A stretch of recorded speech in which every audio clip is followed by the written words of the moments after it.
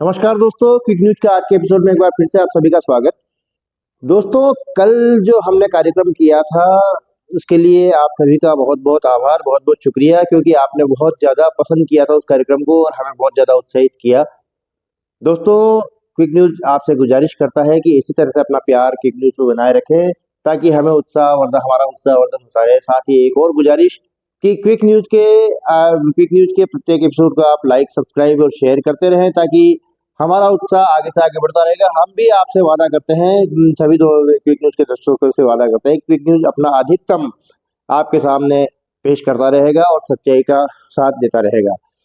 दोस्तों, कल जो टिडवाना रोड के होटल का नाम था होटल देसी स्वाद, वहां पर मारपीट का एक बहुत बड़ा मामला हुआ था। अपराधियों के हौसले इतने बुलंद थे कि राजस्व मंत्री के घर के ठीक सामने स्थित होटल के ऊपर उन्होंने मारपीट के वारदात को अंजाम दिया। तो उस मारपीट के मुख्य आरोपी मूलाराम और उसके एक साथी सहयोगी कृष्ण कुमार को कल देर रात पुलिस ने पीछा करके त्वरित कार्रवाई करते हुए गिरफ्तार कर लिया। दोनों आरोपी स्कॉर्पियो गाड़ी में सवार थे और वहां से भाग रहे थे। काफी आगे जाके पुलिस ने उनको पकड़ा, डिटेन किया और उनको अपने पुलिस थाने में लेके आई। दोस्तों, घटना के बाद से ही आरोपियों द्वारा पीड़ित को लगातार जान से मारने की धमकी दी जा रही थी। इस पर पुलिस प्रशासन के अनुसार इन दोनों के विरुद्ध धारा 170 BNSS के अंतर्गत उन्हें गिरफ्तार किया गया है। दोस्तों, पुलिस ने लगभग 1 किलोमीटर पीछा करके उन दोनों आरोपियों को गिरफ्तार किया। अतिरिक्त पुलिस अधीक्षक श्री नेमिचंद खारिया ने यह जानकारी प्रेस कॉन्फ्रेंस के जरिए उपलब्ध करवाई। आइए सुनते हैं अतिरिक्त पुलिस उप अधीक्षक द्वारा उपलब्ध जानकारी।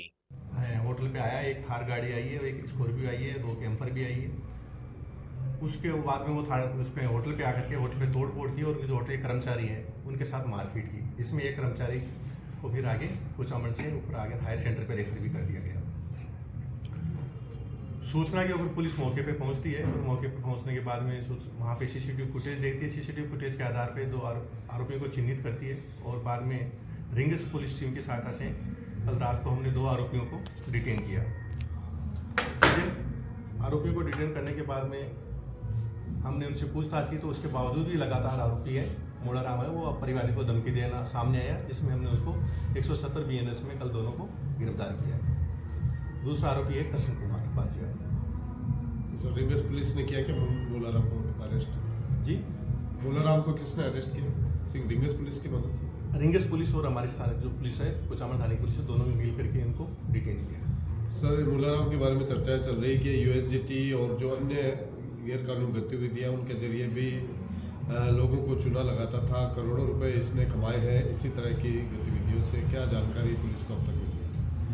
अभी मूलाराम से हमने ज़्यादा डिटेल में हम पूछताछ कर नहीं पाए, लेकिन जो प्रारंभिक पूछताछ हमने की है उसमें ये सामने आया था कि ये अलग अलग राजस्थान से बाहर की भी जो अलग अलग साइबर टीम है अलग अलग स्टेट की, उनसे संपर्क में लगातार रहता है। और जो यहाँ पे अभी जो USDT का या ट्रांजेक्शन जो करते हैं, कुछ जगह इन्होंने आरोपियों की लोकेशन दे करके पुलिस को उठाया भी है। और ये जब कोई किसी साइबर फ्रॉड या USDT ट्रांजेक्शन किसी के बारे में पता चलता है तो उनकी और जो वहाँ की जो जिस स्टेट की पुलिस है उनके बीच में मध्यस्थता कराना भी ये सामने आया है, प्रारंभिक पूछताछ में सामने आया है। और कोई यदि इसमें USDT में कोई कहीं किसी स्टेट में गिरफ्तार होता है तो उनकी ये जमानत करवाना भी अपने आप को अभी पूछताछ में बताया है इसने। सर, इसने अपने सोशल मीडिया प्रोफाइल पर भी कुछ इस तरह के लिख रखे हैं खातों को अनफ्रीज कराने के, तो वो भी क्या कोई जांच में सामने आया इस तरह का?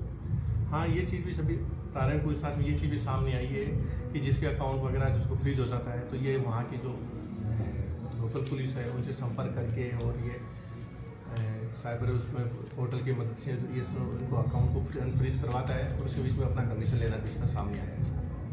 सर, इस मुकदमे में किन किन धाराओं में मुकदमा दर्ज किया गया है और कितने नामजद आरोपी हैं जो इनकी तलाश है? टोटल 5 आरोपियों नामजद किया है, जिसमें हमने 2 को डिटेन कर लिया है, 3 की तलाश जारी है। और जो संगीन धारा हैं, तोड़ फोड़ की है, मारपीट की है, हत्या का प्रयास है, गाड़ी चढ़ाने का भी प्रयास किया था तो हत्या का प्रयास भी है और अन्य भी जो एक्सटॉर्शन की धाराएं हैं वो हमने इसमें लगाई है। सर, आरोपी से कोई गाड़ी बरामद? आरोपी से एक स्कॉर्पियो बरामद की है। तो स्कॉर्पियो पर एक MLA का भी टैग लगा हुआ है। उस संबंध में हम पूछताछ कर रहे हैं। और सर जो दूसरा किसने घुमा रहा है वो उसी सीटर है? नहीं इस चीज़ अभी तक सामने नहीं आई चीज़ है। इस चीज़ दूसरा है वो भी बल्लू नाम से रोसल का एचएस बता रहे हैं। अब एचएस है या नहीं है उस बारे में लोकल थाने से पूछताछ के बाद में क्लियर हो पाएगी चीज़ें। दोस्तों, आरोपी मूलाराम के संबंध में जो तथ्य सामने आए हैं वह यह है कि आरोपी अपने आप को पेशे से वकील बताता था। एक क्विक न्यूज के ही एक पत्रकार मित्र के कहने पर क्विक न्यूज ने आरोपी का फेसबुक अकाउंट देखा तो कई अन्य जानकारियां भी उभर कर सामने आई, आपकी स्क्रीन पर मौजूद है। दोस्तों, मूलाराम अपने आप को वकील बताता था पेशे से। पुलिस के अनुसार मूलाराम डीडवाना कुचामन जिले के साइबर फ्रॉड एवं अवैध यूएसडीटी का कार्य करने वाले व्यक्तियों के संपर्क में है। दोस्तों, यूएसडीटी का मामला अभी बहुत ज़्यादा जोर पर है। दरअसल इसमें होता यह है कि कोई अन्य आदमी भोले वाले बच्चों को या युवाओं को कुछ कमीशन देके और उनके खाते को खरीद लेता है। उस खाते में कुछ ज़्यादा रुपए, जो अवैध रुपए होते हैं, अवैध धन होता है, उनको डलवा देता है और इस तरह से वो जो बेचारे भोले बच्चे होते हैं, भोले युवक होते हैं, वो उनमें फंस जाते हैं और उनके अकाउंट फ्रीज हो जाते हैं और उन्हें पुलिस के द्वारा भी काफ़ी परेशानी का सामना करना पड़ता है। लेकिन इससे ये सारा काम अवैध है और इस काम को जो करता था, जो इस काम को करने वाले व्यक्तियों के संपर्क में मूलाराम संपर्क में है और उन्हें प्रोटेक्शन उपलब्ध करवाता है। साथ ही लोकल अपराधी जो अन्य थानों में वांछित है, मतलब किसी दूसरे थाने में उनके वांछित है, उनके प्रकरणों में मध्यस्थता और जमानत आदि के कार्य करवाने की जिम्मेदारी भी मूलाराम लेता था। पुलिस अपराधियों से संबंधित अन्य सभी जानकारियां अपराधियों से हासिल कर रही है। आप जानते हैं कि पुलिस कैसे अपराधियों से जानकारियां हासिल करती है।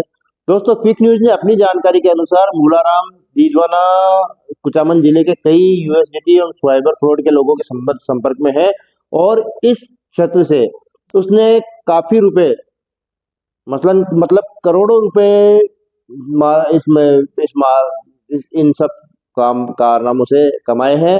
दोस्तों, ये जो गिरफ्तारी हुई है, इसके साथ ही पुलिस को यूएसडीटी से संबंधित कई अन्य जानकारियां हासिल होने की भी संभावना मिल रही है और जो पुलिस इस दिशा में कार्यरत है। ऐसा अतिरिक्त पुलिस अधीक्षक श्री नेमीचंद जी खारिया से हमें जानकारी मिली है।